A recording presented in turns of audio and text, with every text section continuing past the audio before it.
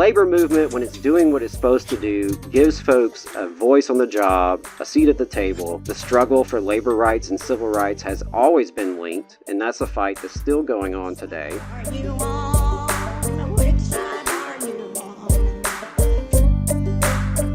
on? Our program really centers unions and labor. And so there are a lot of people out there that may kind of feel like, well, why do unions matter? Why are unions a uniquely important institution for the project of building an America, building a country, building a world that better respects normal people?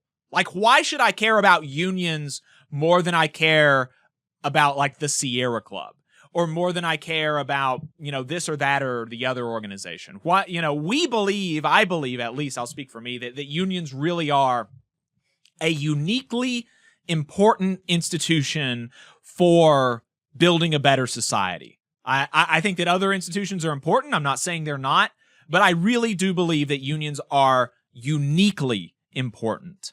And so, Adam, talk to, why do you put so much importance on unions? And, why do you think that unions matter? Right. So, to build off what you just said, I think that unions are a tool. They are perhaps the most powerful tool that we as working people, and we are the majority, the vast majority of people in this country, in the South, across the world, we are working class people, right? And unions are that powerful tool that we have to actually build power and wield power for ourselves, to make things better for ourselves and our families and our communities. So we talk a lot about unions and the labor movement on this show. And, we do try to explain this throughout our programming and throughout our segments. We try to connect it for regular folks, quote unquote, for people who are outside the labor movement. So we try to explain how it's relevant to the masses. But we did want to spend a few minutes this morning being very intentional in discussing how and why the labor movement, and in particular the Southern labor movement, is relevant to all of you. Yes, even you who's listening, who may not be sure why. So maybe you're a retiree, maybe you're a student, maybe you're even a small business owner, or maybe you're just one of the 90+% of workers who is not currently in a union. Maybe you're tuning in from outside the South, and we know that we have online listeners from outside the South, and we welcome all of you on Means TV. Maybe you're passionate about environmental justice, racial justice, gender justice, or other issues, and you're not really sure how labor unions really fit together with that. So we wanted to spend some time on why organized labor in the South is a subject that's worth paying attention to. And, I'm really proud to talk about this because it's close to my heart, and it's something that's building real power for working people right here in the South. And I did not grow up in a union household. I was not raised to be pro-union, the contrary, if anything. And I came to unions a little bit later in my political development. I was reading history, and history really opened my eyes. And so was into politics and history and the social sciences for years before I ever actually engaged with a union. But it was when I started teaching that I got my first exposure. And I started teaching in 2012, the same year the Chicago Teachers Union went on their historic strike for the school Chicago students deserved.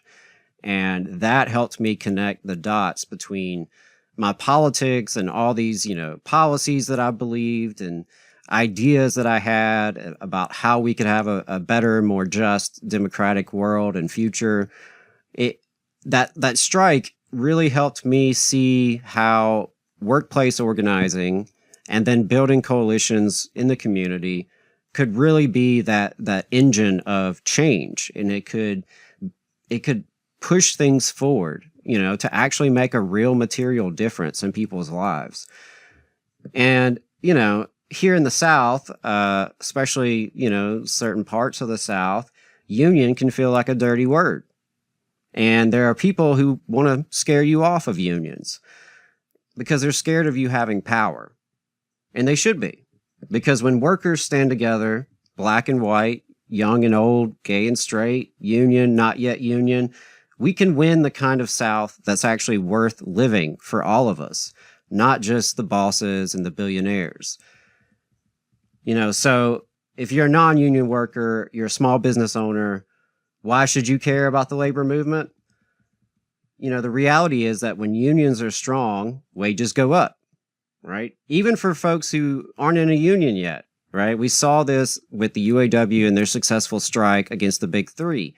All the other auto manufacturers started raising their wages as well. They called it the UAW bump. And so you have improvement in wages. You have improvement in healthcare. You have improvement in safety, safer workplaces.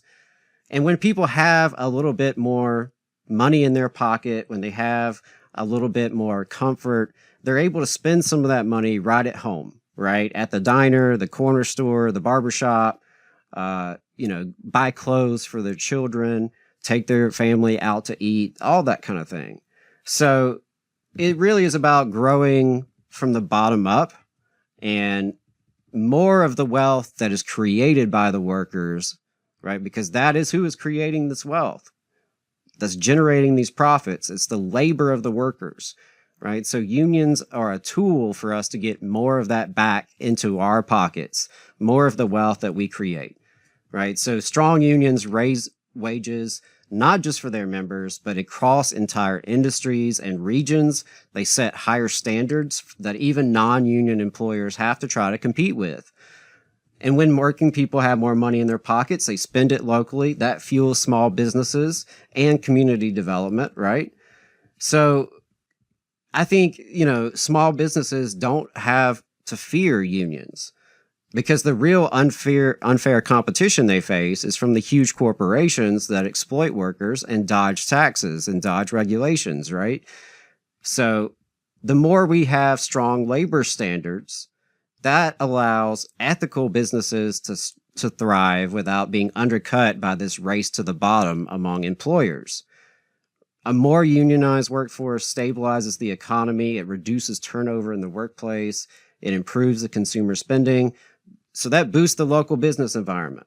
Now, me personally, that doesn't really resonate with me. I'll be honest, because I'm not a small business owner. But were I one, I would like to know that people in the neighborhood or the community or the city or region that made up my customers, I would like to know that they were able to engage in their family lives and take their family out to spend money at my store, right? So, but most significantly, I think, on this, is that the decline of unions is directly linked to rising inequality. Right? You can go and you can Google the graph online, right, that tracks inequality and union membership. And as union membership has plummeted, wealth has concentrated at the top. And so now we have this powerful oligarchy, right, with less than 10% or so of workers in a union. And that is at the root of basically every crisis that we're facing. So if inequality is our crisis and unions are a tool to fix that crisis, that's why it's important, right? That's why it's important that we grow unions. And we can't just grow a little bit. We have to grow in a massive, massive way. We have to have an upsurge like we last saw in the 1930s or in the 1960s. That's the kind of massive people power that we need. And, it does connect to broader fights for justice, like racial equality, gender equality. So if you look at who's making the country run, it's working class people. And a whole lot of them are women and people of color and immigrants, right? The working class is just by definition the most diverse class of people. Hey, 5 seconds. Just wanted to say that this is only possible because of our donors. If you want to see more of this, then consider donating yourself at tvlr.fm/donate. the labor movement, when it's doing what it's supposed to do, gives folks a voice on the job, a seat at the table. And, it's no accident that Dr. King died supporting striking sanitation workers in Memphis. The struggle for labor rights and civil rights has always been linked, and that's a fight that's still going on today. Historically and today, unions are among the only institutions fighting for equal pay, anti-discrimination policies, racial justice on the job. Unions have lifted generations of Black workers into better lifestyles, especially in the South, where economic apartheid persists. A stronger labor movement helps close the wage gap for women and protects against retaliation for speaking out on workplace harassment. Every major progressive victory in U.S. history, Social Security, civil rights, workplace safety, the weekend, it was built on the back of a strong labor movement.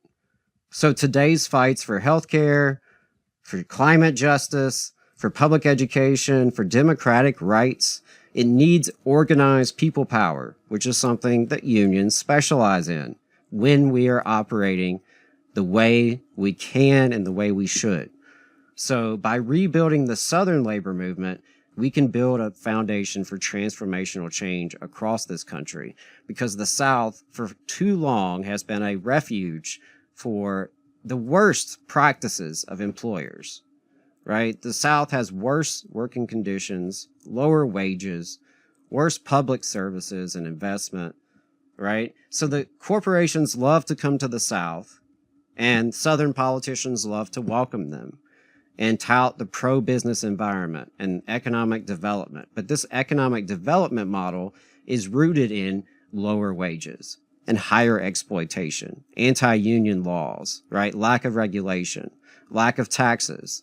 Hell, they may give you tax money to come here, right? So that's the kind of Southern economic model that we're dealing with. And I know I've heard Brother Jacob over here talk about Alabama being, one of the last stops to Mexico, right? And so we've seen corporations relocate from union stronghold states in the North or out West or in the Midwest. We've seen them relocate to the South, hoping to flee union power.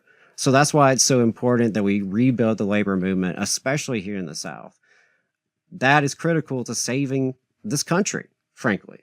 And so, some people say that the South is not friendly to unions, but I think that's BS, right? Our bosses and politicians are not friendly to unions, but we, the people, we're not anti-union. We've just been kept from unions. For generations, the bosses and the politicians they bankroll have done everything they can to divide us and keep us quiet. But I think that tide is turning.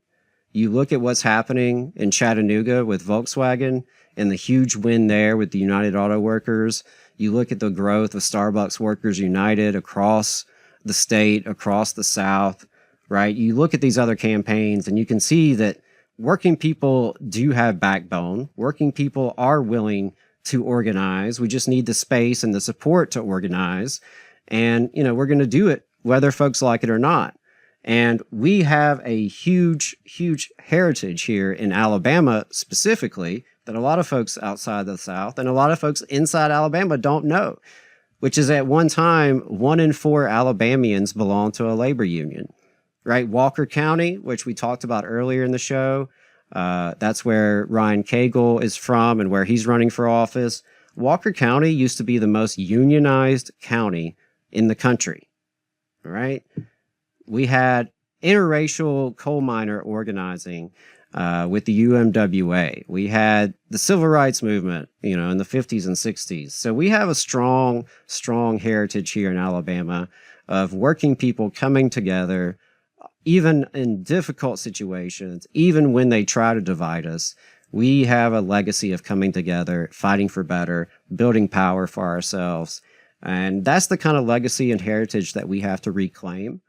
I see a lot of people who look like me who talk about Southern heritage and Alabama heritage, and that's usually not what they mean. But we have to reclaim this kind of heritage of worker struggle, of interracial people power, and we have to let folks know that unions are just as Alabama as football and sweet tea and biscuits. right? No matter what our governor says, no matter what some of the politicians or the Business Council of Alabama or other interests say. So, ultimately, if we don't build worker power, the bosses will keep setting the rules. We'll keep slipping further into poverty while a handful of folks get richer and richer. But if we organize, if we get smart, if we're bold about it, and we fight like hell for each other, we can transform the South. And that's not just good for us. That's good for the whole country. It's good for the whole world. Because if we can win here, we can win anywhere. And I think we can do it. Yep. And I want to tack on, just one. I mean, that was a really, really great, I think, summary of why unions matter. But I want to tack on one more thing, and that I think there's a belief, either implicit or explicit, among some people that if an institution isn't perfect, then I shouldn't join it. Or if an institution doesn't win every fight, then it's not effective. And that we got a comment to that effect on our Facebook chat. James asked, how did the strike with Warrior Met work out for the UMWA? Still don't have a contract yet. Why? I know you see this comment. Don't skip it.